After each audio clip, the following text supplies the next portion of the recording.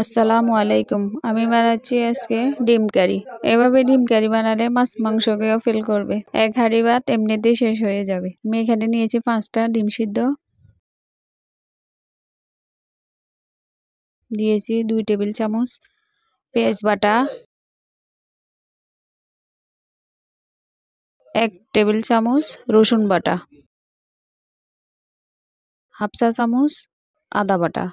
এগুলো আমি ভালোভাবে নেড়ে নেব। দিয়েছি আমি বড় সাইজের 3টি পেঁয়াজ।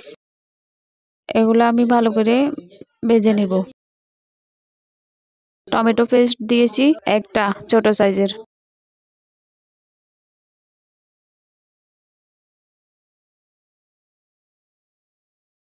টমেটো নিয়েছি বড় সাইজের 2টা কুচি করে কাটা। লবণ দিয়েছি স্বাদ মতো।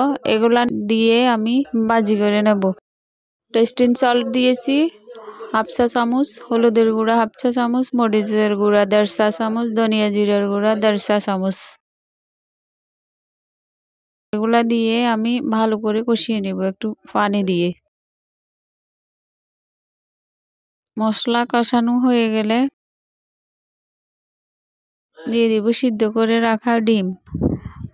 ডিমগুলা দিয়ে আমি রান্না করে নেব। কাঁচামরিচ দিয়েছি 3টি।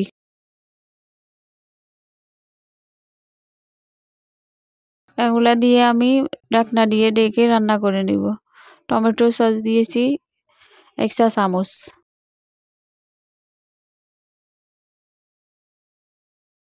ভিডিওতে উঠে নাই, আমি এখানে দিয়েছি চাট মশলা দিয়েছি হাফ চা চামচ। ধনিয়া পাতা দিয়ে নেড়ে চেড়ে আমি ডিমগুলা রান্না করে নেব। ব্যাচেলার যারা আছেন তাদের জন্য সহজ রেসিপি এটা। এভাবে ডিম রান্না করলে আর মাছ মাংস কিছু লাগবে না। 2 প্লেট ভাত এমনিতেই খাওয়া হয়ে যাবে। আমি রান্না করে নিয়েছি, রেডি আমার ডিম কারি। আমার ভিডিওটা ভালো লাগলে চ্যানেলটি সাবস্ক্রাইব করে পাশে থাকবেন। ফেসবুক পেজটি ফলো দিয়ে রাখবেন। সবাই ভালো থাকবেন, সুস্থ থাকবেন। আল্লাহ হাফেজ।